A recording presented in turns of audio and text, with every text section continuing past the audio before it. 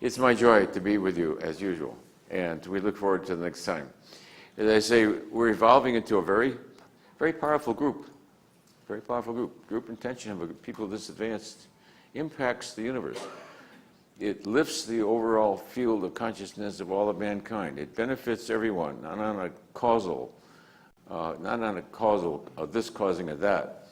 As a consequence of that which we have become, to align yourself, surrender yourself to divinity, fulfill your karmic potentiality to the fullest. What more can you do, you know? I want you to live in such a way that your life is a prayer.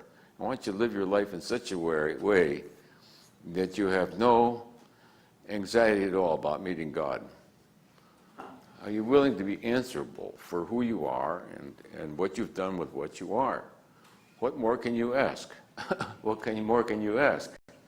That I live in such a way that, frankly, I'm not scared of talking to God. Look, I've done the damnedest I can in every direction here. I've pushed myself to the limit to be the fulfillment of my potential.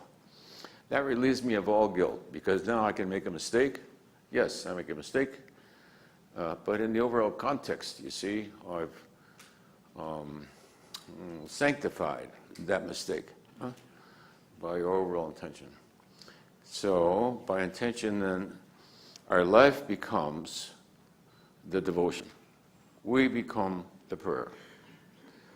By virtue of that, we invoke divinity. And then through the heart, through the devotion, to the alignment with divinity, we empower all of mankind, yeah? So, we say, Gloria in excelsis Deo. Glory to God in the highest. And what more could be said?